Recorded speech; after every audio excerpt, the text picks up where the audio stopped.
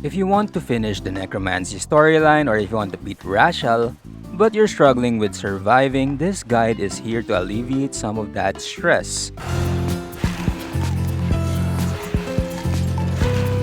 First, you may need to know how to combo eat all in one tick with 3 different items in correct order.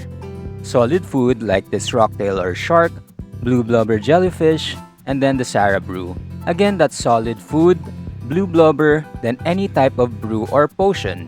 Always combo eat if your HP is low or if the mechanics hurt too much. Before we start the fight, make sure your bone shield is toggled on. Next, we want to have a look at how to handle his mechanics. Rasial will always attack with necromancy damage, so you want to have your deflect necromancy prayer on for the initial phases. However, you will get injured for a few seconds, so be aware that your deflect prayer will switch off and just turn it on again.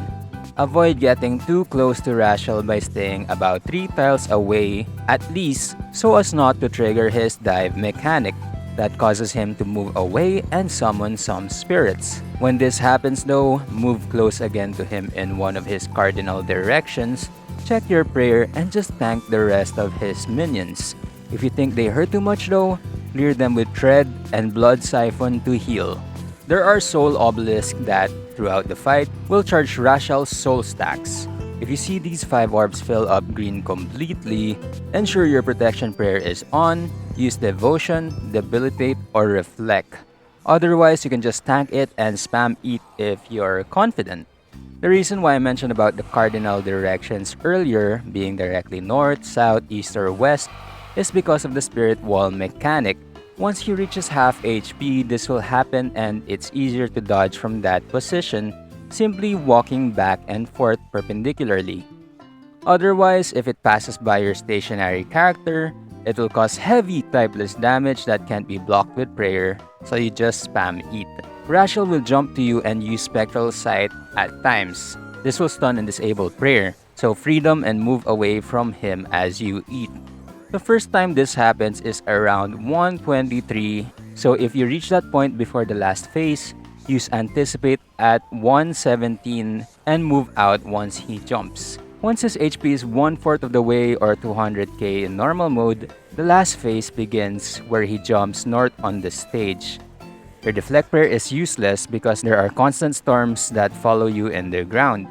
Flick to Soul Split, keep Adrenaline up, and use Barricade if your Adrenaline was at max. Otherwise, use Reflect or Debilitate while you constantly attack.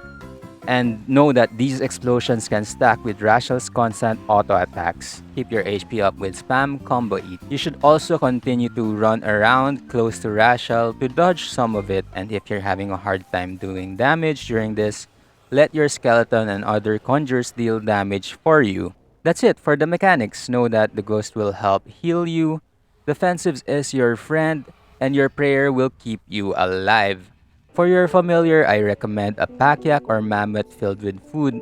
Then once you're more comfortable, switch to a hellhound to tank some damage, or blood reaver with scrolls for extra heals.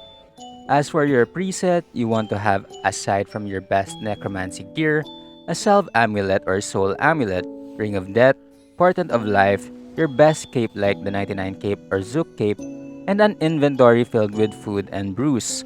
1 overload, and about 2 prayer pots or spiritual prayer pot when using Reaver or Pack Mammoth. Also have all your necromancy runes, Excalibur, and Adrenaline potion. On your screen too are some good defensive perks to have that can help, which you will want to upgrade once you're used to Rasial. I've been doing Rasial since level 95 Necromancy and now at around 200 kills and 100 Necromancy. My conclusion is, Rasial can really hurt. Thanks so much for watching. If you want to see more RS related content, conjure your click onto that subscribe button. I've been JVB and good luck. Bye!